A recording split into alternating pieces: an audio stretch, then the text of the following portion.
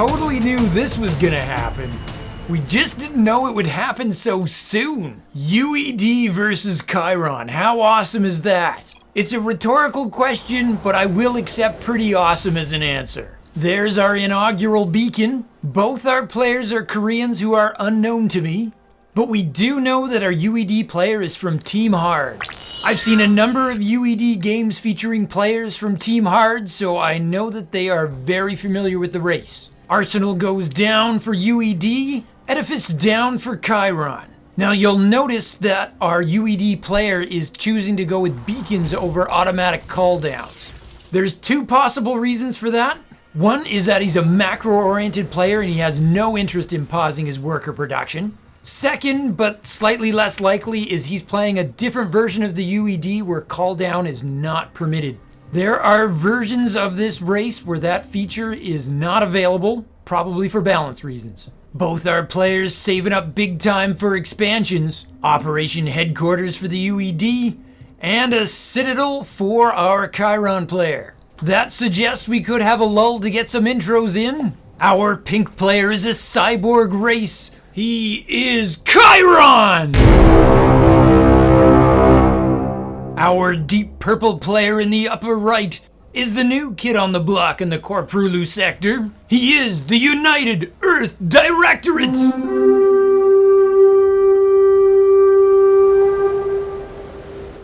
And he's dropping beacons to take his gases. He's also making double garms. Keiron's making a sanctum, no units in production just yet. The garms teleport in. They look a lot beefier than they are, but man, they are not slow. They are so ideal for an opening attack. Speed, range, no gas required. And I believe they've got the firepower to take down a single volt. These are all matchups we've never seen before. So yes, 2 garms greater than a volt, which means Keiron suddenly finds himself in need of some defense. He's got 1 more volt back at home, but that is not enough. That brave converter is gonna finish the Citadel. Oh, the Garms don't want to waste their time attacking that. They've got a bit of a window here. 2 volts now. Nope, that window slammed shut. And then the Garm shows off his high-speed burrow and gets away.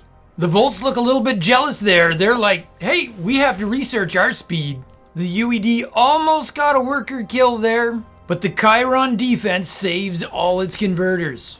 Meanwhile, back at the UED ranch, 4 more Garms are out, but a Tactics Academy is also being built. And yes, as soon as it completes, the UED starts researching Icarus Catalyst. That is the enhancement that turns the Garms into fiery banelings when they die. But it's our Keiron player who's actually going to push out. He's got 3 volts and a pulsar. Sounds like a nouveau techno group. 3 volts and a pulsar.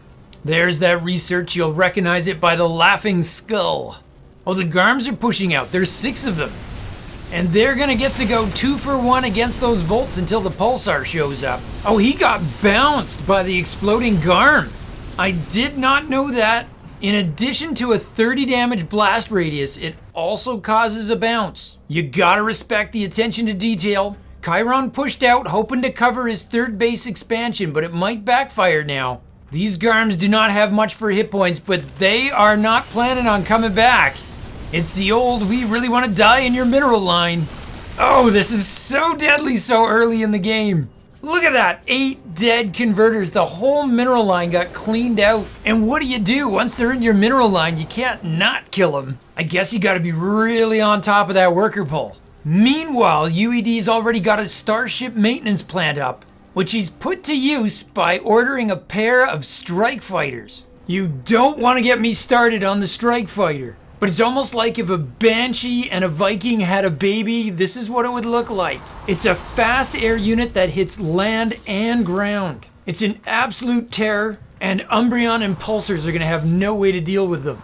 Volts, maybe, but you're gonna need more than 3 of them. Here comes the explodable Garms to meet them. They are so dramatic. At this point, the UED just wants to get them in close so he can take his opponent with him. Keiron has successfully cleared out the defenders, but I think he's only got a short window until those strike fighters get here. They're actually materializing in right now. 150 minerals, 75 gas, 2 supply. And look at them go to work. There's the worker pull, the salvagers are retreating. Our Keiron player wants to get as much damage in as he possibly can before those strike fighters just eliminate him. Oh, I just noticed something which means I need to make a correction. Oh, worker's coming back too early.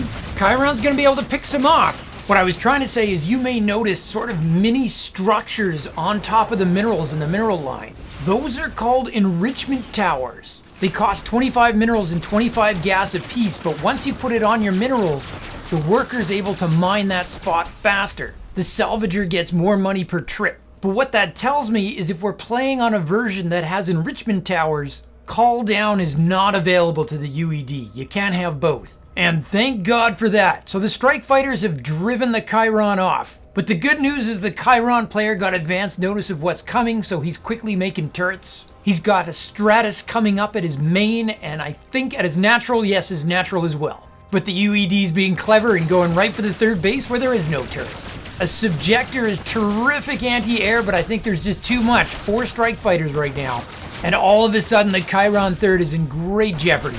He's trying to build another Stratus, but the converter just gets killed. And now the strike fighters drive right to the heart of the main. A Stratus is there, a Subjector shaping in. Purple turns to fight, but there's also an Inducer shaping in. That's some heavy anti-air, and it drives the strike fighters off. Well, actually just kind of straight up murders them. So yes, the Keiron holds, but you can see how much it took. He's just lost his third, he's had to build a ton of turrets, but I guess on the bright side, it's not like that Inducer isn't gonna have other uses. He can use that all game long. Meanwhile, our UED player is researching authorized spare rifle batteries. It always sounds like such an innocuous upgrade, but it turns basic strike troopers into kill machines. Having destroyed his opponent's third, the UED now sets up to take his own. He's got some forward production facilities right in front of his 3 bases now. You've really got to like the UED position at this point. Keiron's not giving up though, he's remaking his third. He's adding a second reliquary, hoping to win the numeric upgrade battle. He's going for +1 biological weapons so far already. The UED is attempting to match him with Research Light Weaponry Targeting Adjustment. Level 1, that is a mouthful. What it really means is +1 for the troops. A nice Sim City here. He's dropping a series of arsenals to block off his third. And if our UED player needs to, he can upgrade them into turrets at any time. Turning your supply depots into weapons is such a nice feature. Our Keiron player sends a poor little converter to scout. It gets annihilated, but hopefully it provided some info. That's his first warning that there's upgraded strike troopers. If I'm playing Keiron and I see strike troopers, and I have an Atrium already, I'd be really tempted to make a Myriad. Because I think the Elytra would do really good against them. The problem is they're useless against the strike fighters. For that you want Inducers, which means your Atrium charges are all used up. Well, it looks like Keiron's decided he's behind and he wants to do some damage to try to catch up. He's gonna push out, and he might be lucky because the strike fighters are heading out and they're not going to be available to defend. There are still strike troopers there though, here they come. And you can see that upgrade, those white lines. Each line does 9 damage, 13 versus armor, but you really gotta love that range of 9. Keiron's got 2 Inducers though, that's some solid bombardment. And I do not see a Lazarus to heal those troopers back up. UED pulls the boys to defend. Keiron says, okay, let's go. I came for worker kills. And the kiting begins. Things are dying everywhere. And Keiron is starting to catch up on resources lost. Oh, but the strike fighters have turned around. They're going to pick off those expensive Inducers. That is bad for the Keiron. Does he have anything left at home? And the UED player says, let's make it worse. He's got 2 Typhoons out on the field. That's that artillery unit that arc fires. Every time it shoots, it has a volley of 4. I really love what our UED player is doing here. He's showcasing just a ton of different units for us. Back at home, Keiron's gonna get to work on that air defense. It's just part of the huge fingerprint that strike fighters put on a game. Though, I do like the idea of the Inducer as a one-size-fits-all solution. I'm starting to learn Inducers are just kind of good against everything. But what the UED's really doing right now is he's building up his Typhoon count, and I think that's going to be scary. As we've seen before, the Typhoon hits land, it hits air, it hits everything, and it obliterates when it does. And now those Typhoons are covered in crackles of electrical fire. That's because UED has added an infusion tower. It's a healing aura and it's very useful for defense. Strike fighters back out on the map. They're gonna command some attention. You know how you go to that party and there's like that one woman where everything has to be about her? Well, she's kind of like a strike fighter. Okay, that was very sexist of me. There are definitely some egomaniac males that I know as well. The absolute worst offender I know is this guy who started his own YouTube channel just so he could talk non-stop through Starcraft games. I mean, who does that? I mean, at some point you gotta let somebody else get a word in edgewise. Anywho, while I'm putting myself through confession therapy, Keiron is researching latent charge. That's where the volt attacks get more powerful and start bouncing. That would explain why our Keiron player got an Elysium but hasn't actually made any Meridians. You need the Elysium to unlock the latent charge. Both our players taking 4th bases, Keiron with a little bit of a lead on that score. Oh, but the Typhoons are rolling out. Look how many there are. Is this game? This just might outright end it. Almost like what Tasteless would call a bop, where you just kind of roll up with units and win. Holy Hannah, the volts just evaporate. Keiron tucks tail and pulls back. How can you not be demoralized by that? Those Typhoons are going to annihilate anything in range. Every volley is 8 times 4, so 32 damage. And then at any given time, 5 or 6 of them are going to hit the same target. I do believe our pink player is going to be hunting for the G key on his keyboard here. I haven't even gotten to what I think is the scariest part of the Typhoon. Its range is actually 10. That's more than a Colossus with thermal lance.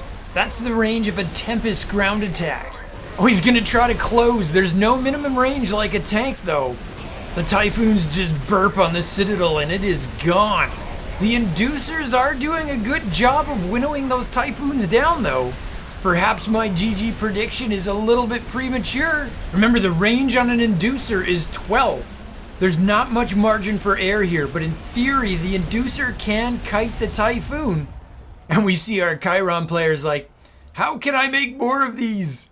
And our Keiron players definitely gonna need them because more Typhoons are on the way. I feel like if the UED player has enough Typhoons, he can just charge the Inducers right down and just wipe them out. You've really got to admire this Keiron player. He's not just rebuilding his 4th, he's taking a 5th. But while he's double expanding, he does not have much of an army, and the strike fighters are coming to find that out. He's like, look at these free pickups. Takes out the converter, halts that pudding, and there's a huge worker Maynard coming right into the blast zone. Good worker pull by Keiron, and he's brought his MVP Inducers to chase away those strike fighters. Well defended in the end, but there's just no question as to which player has the larger army. And as the production tab shows, the UED player is just making everything. Look at that double-lined wall of turrets. There's an infusion tower nestled in the center, and that's going to repair the other turrets, which includes both heavy towers and suppression towers, so the UED player is ready to deal with just about anything. Except for like range, like a siege tank could still blow them apart. And so maybe once again, Inducers are the solution, the panacea for everything. They're also a solution for overdue labor, but experience has taught me that nobody likes an obstetric Starcraft joke. Well, I gotta say, I'm really proud of the way our Keiron player is keeping this game interesting. I thought it was over, but he's hanging in there, and now he's teching up to the zenith. That's gonna make charges for Paragons. Let's see the strike fighters deal with that. Actually, I think the strike fighters kind of can, because they're just so much faster. To deal with a Paragon, I think the strategy is just to make sure you're attacking the opposite side of the map. Okay, and here comes the next Typhoon Brigade. Though he's mixing in the Citadel AAT. That's a very expensive end-of-game tank. It's got 325 hit points and a base armor of 4. That's like an Ultralisk with chitinous plating. They do not have the range to deal with a kiting Inducer, but they can probably soak a lot of hits. But there is almost no defense at the top left right now, unless you count those poor 4 volts. I don't know what's been asked or expected of them, but this is not a post that they can hold. Wow, they just get focused down. Maybe they bought a couple of seconds for the worker pull or for some reinforcements to arrive. But the Citadel is also going to be forfeit. Our Keiron players making Meridians. I'm not sure I agree with that. They'll be great against the strike troopers. Well, I guess they could also screen the Typhoon shots. That could be useful too. One more layer to protect the inducers so they can get some shots off. But this is pretty cray-cray. There's just so much firepower in that UED army right now. Somehow, Keiron held this off once before, but can he do it again? The Typhoons are now in range of a second Citadel, and I can tell you that is not good for property value. Where is an Aegis shield when you need one? Citadel falls. As long as we're on the topic of the Aegis shield, I actually think inducers pair terrifically with them. It just occurred to me that both the UED and the Keiron have a Citadel. For the UED, it's the name of their giant tank, and for the Keiron, of course, it's their Nexus or command center. Oh, all the workers coming back to get those minerals are just getting obliterated. I guess they are soaking shots, and in a weird way, that's kind of working out pretty good for the Keiron. He might actually hold this now. But a few seconds ago, he had a worker lead. Now it's a pretty significant deficit. Wow, even the Paragon gets bullied back by the Typhoon. He's like, where did my shields go? I had shields. It's been some great holds by Keiron, you gotta give him credit for that. But after having lost 2 expansions, at this point the UED is mining almost twice as much. The UED's hit that pro rate where you get like 3,000 a minute, and he is actually spending it on making capital ships of his own. We are gonna get to see the UED's honor guard. Volts chasing away those strike fighters. How important have those strike fighters been all game long? Oh, we could have an interception here. Keiron going for some revenge, picks a couple out of the sky. You can really see though how much faster the strike fighters are than the Paragon. Hold the phone! We've got transport shuttles. These are vanilla dropships with big cargo space. Enough for one of them to carry 3 citadels, and tough enough to really soak those Stratus hits. Once those tanks unload, they find there's not a lot of opposition there in the main. The inducers are scrambling to get up there, but they are a ways away. Here comes the Paragon, and he shapes in a second one. This is close combat. The Paragon's raw brute force is a bigger factor than its slow maneuverability here. The Citadel tank actually comes with 2 rockets that it can fire. It's called Song of the Dead. It does 90 damage, but you can only fire it twice and then you're out of ammo. No cooldown. Anywho, it does look like Keiron's gonna get the cleanup once again. Oh, at a cost of a Paragon though. Those strike troopers have to be pretty proud with themselves. At least before they died anyway. See, didn't I say Elytra would be good against strike troopers? I had to be right eventually. And then UED takes another base behind this. Look at that, it's a beanie rally. Scrap that, it's like an entire beanie convention. Oh, and now the APCs got jealous of the transport shuttles. The Drakkar APC featured heavily in a video we did recently. But these bad boys are actually empty, which kind of defeats the point of them. I guess they're kind of being used like Hellions. They're fast, they have guns. There's also a Valkyrie. I'm starting to get suspicious that our UED player's just kind of showboating now. He's trying to show off every unit he can. The Valkyrie is a shout out to the Brood War unit of the same name. Air-to-air attack with area damage. And apparently it dies to inducer shots. You know, as behind as the Keiron seems to be, they've got 81 workers and their army's getting pretty big.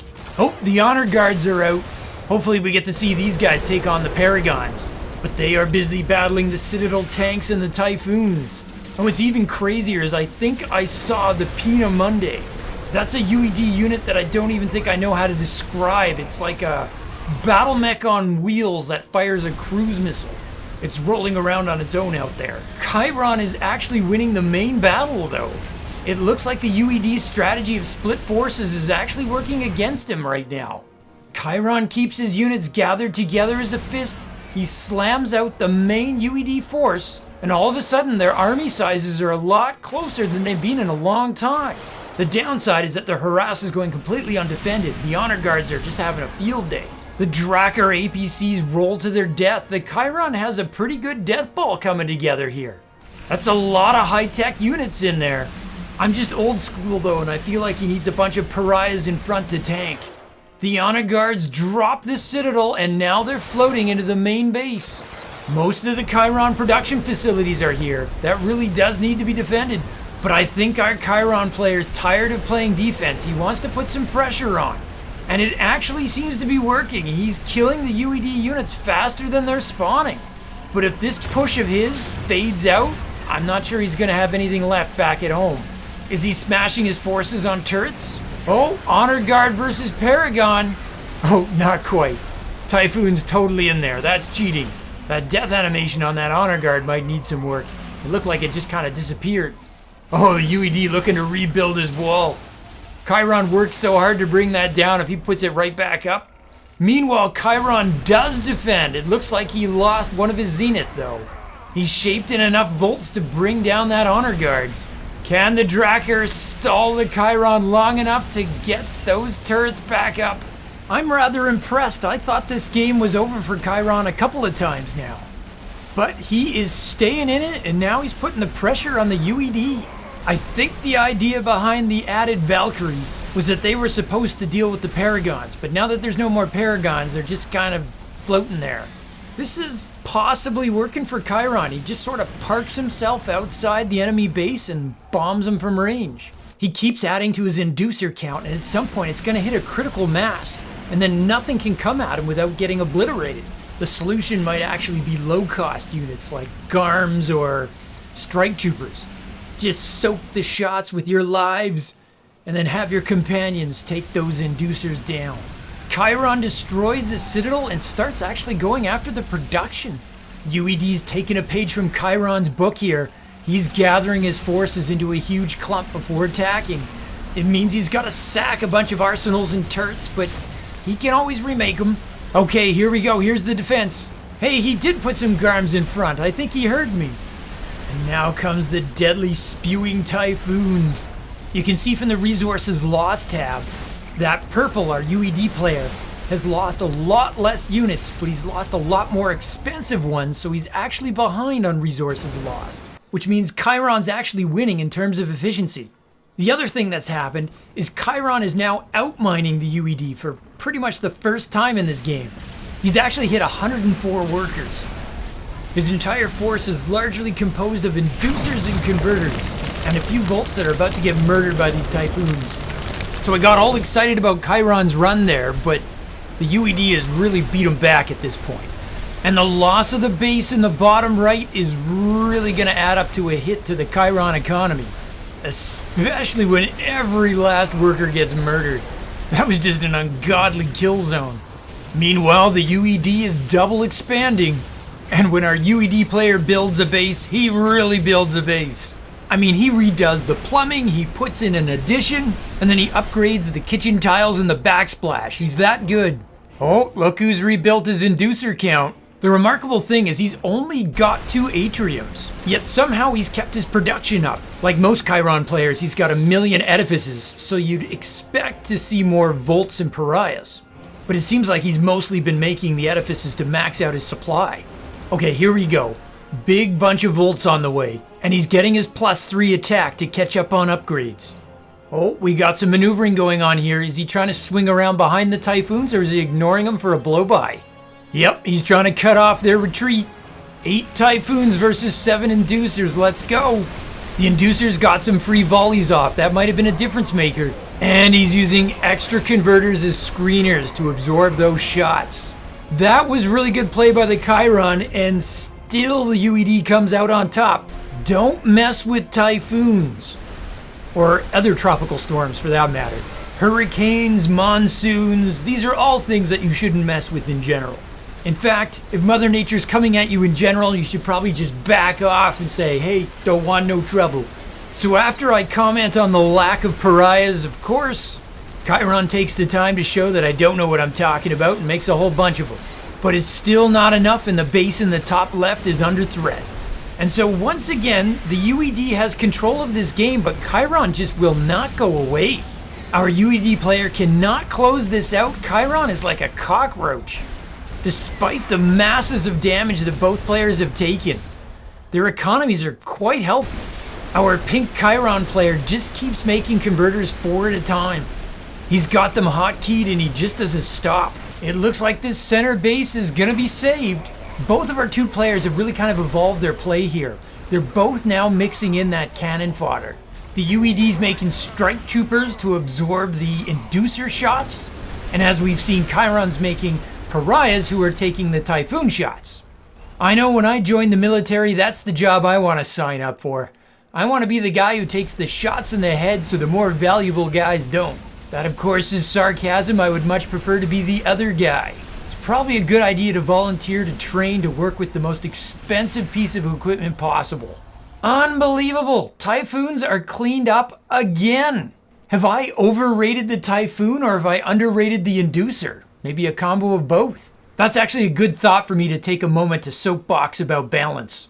I feel like inevitably somebody's going to complain that one of these races or one of these units is wildly OP. And that might be exactly the case. But what you have to understand is these two races were never designed to go up against each other. Neither of the developers was considering the other race when they were designing their own. That's why this matchup's so wild, and it's actually kind of crazy that it's gone on this long. Of course, the real swing factor for that, though, is the skill of the individual players wielding the races, which makes it even harder to know what we're really looking at. But Keiron was designed to be balanced against the other Scion races and the great trinity that is the original races of StarCraft. The UED, I imagine, was designed with the original trinity in mind. But at no time did anybody sit down and go, Inducers versus Typhoons, how will that play out? And it's actually only in this year, in 2022, that this matchup is even possible. Now that doesn't mean that we can't discuss balance, because that's kind of what StarCraft players do by default, it's in our blood. I'm just saying this matchup is like a nightmare chimera that was never contemplated. So you have to keep that in mind when you do. Okay, I'm waxing on again and I'm missing some key narration here. A trio of honor guards are going after that forward expansion, whereas Keiron's Inducers have now taken the middle of the map. They've got high ground. And if the Keiron player can hold that, he can stop those Typhoons from ravaging his bases over and over. And maybe, just maybe, he can get a toehold on the UED bases. I also see that once again Keiron is mixing myriads back in. That didn't work very well in the past. The Typhoons just murder those myriads. But really, it's a reaction to the strike troopers being mixed back in. It's my bias showing again, but I really think an Aegis would have been a really helpful thing for the Keiron player to have in this game. Even if you don't like the shield, just the firepower. Alright, at this point we've got mini battles going off everywhere, and we're getting that really cool phenomenon where players start mining next to each other. That is rarely sustainable. Maybe if you had a really super awesome mediator to kind of handle your dispute resolution. But you don't see a lot of that in real-time strategy games. Like, look at that. Keiron is actually long-distance mining from the base that the UED is trying to build in. This is actually kind of breaking down into crazy. I'm betting that exhaustion is going to become a factor pretty soon. Which of our players has the mental endurance to keep this up? Oh, those were Napoleon tanks getting annihilated there. We hadn't seen those yet. Those tanks are actually able to shoot and move at the same time, like Phoenix Titans or Cyclones. And I think we caught a glimpse of the Peony Monday again. It's kind of like Waldo. You see him off by himself and you have no idea what he's doing. And now the UED is beacon rushing. He's building arsenals. I think it's too late in the game for that to work, but if you've got extra beacons, why not? I think that Peony Monday is just hanging out in the center of the map all by himself. So that unit has a super long range shot that you can aim. 75 damage with an extra 40 if it's a structure. But it has a cooldown of 11 seconds, so it's very vulnerable in between shots. If the Keiron player can figure out where it actually is, he can go take it down. But it looks like his focus right now is trying to take down that center base, which is just surrounded by a huge thicket of turrets. This is just chaos. I'm trying to figure out... Oh, here comes a Peony Bundy shot. I love it. You gotta give props to our UED player. He keeps mixing up his strats. At first, I totally thought he was doing this just so he could make like a cool video to entertain us. But I actually think he's trying to mix things up to catch his opponent off guard. Oh, poor Keiron player. He does all that work getting rid of all those arsenals. And then he's beaten back by Typhoons. Oh, the Peony Monday kills an Inducer. That was terrific. I know that Peony Monday is such a weird name and it's a real mouthful to say, but I think it's an actual historical reference. There's an actual German village or town called Peony Monday, and it was the host to a mega military research facility. And its focus was on missiles and rockets, so it kind of fits. Though maybe I'm way off base. Anyway, the odds of me pronouncing that name correctly are about 1 in 5 at best. I'm the guy who doesn't even pronounce Zugzwang correctly. Oh my god, is Keiron actually gonna get that base? He's been working on that for like the last 10 minutes. I feel like he's totally earned it. Oh, UED's rotating back into strike fighters. He's got 10 teleporting in right now. That might be a good call here. No workers are gonna survive or escape here. They're all gonna be brought down by inducer shots. And our UED player is now struggling a bit to get a hold of gas. And a lot of UED units are pretty gas heavy. Especially the mega tanks. A lone Drakkar rolling around in the mineral line. That's gonna get chewed up by the turrets. And the strike fighters are ready. They're gonna congregate. I thought our UED player was gonna send all his strike fighters behind enemy lines. But it looks like he's actually gonna group them up for defense. Oh wow, these bases have gotta be within sight of each other. Oh, a suppression tower drops just in time to deal with those volts. Great use of the high ground by the inducers here.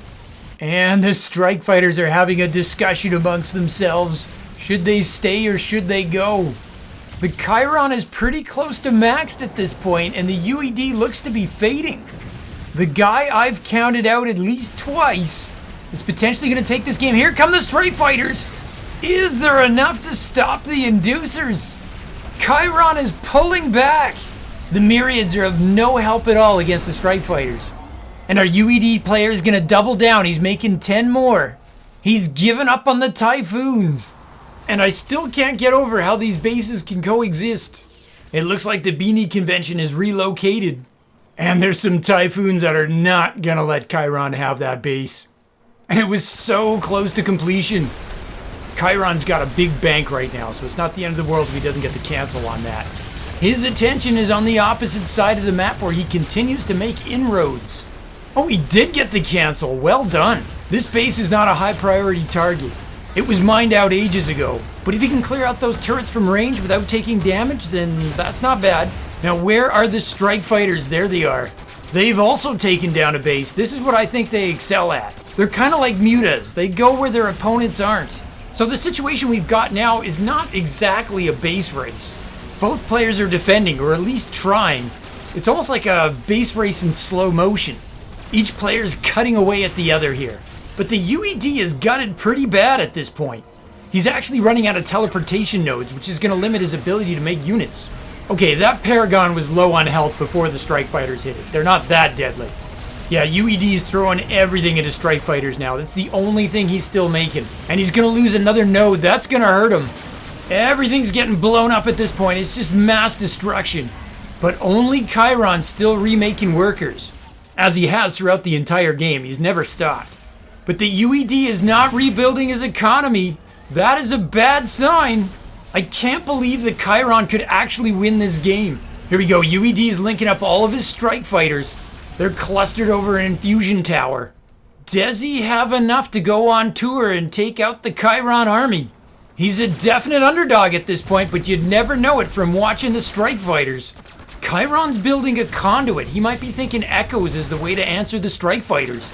Or he's gonna put fuses in his inducers and make them even more scary. Wow, the strike fighters have really been the MVP for the UED. I thought they were gonna harass a mineral line, they take out the Citadel. And now he's making another operational headquarters and workers. He's gonna try to recover from this. Wow, we have two players who just refuse to give up. I mean, that's the UED's last functioning base at this point. The Keiron's gonna sink his economy with that, but the strike fighters have to be dealt with. It's GG! Keiron wins!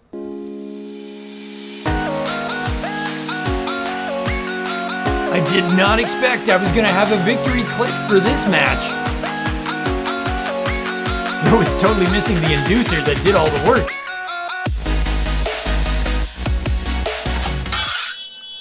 I was not quite expecting that. Rather than listen to what I've got to say on this one, I've already gone on. Look down here in the comment section below. I'm betting, hoping our viewers have a lot to say on this craziness. Do these races actually match up well? Or was there a disparity in skill between the players? Did one of these players make a critical mistake? That game was nuts, so let me just remind everyone to subscribe in case we find another piece of insanity like this. And say, From my base to yours, Zugzwang out. To continue your StarCraft journey, Nova advises you to click the video in the upper rectangle. But Kerrigan warns you to watch your 6 and click the video in the bottom rectangle. Or you can stimpack your StarCraft experience. Subscribe to Zugzwang StarCraft. Just hit the circle. From my base to yours, Zugzwang out.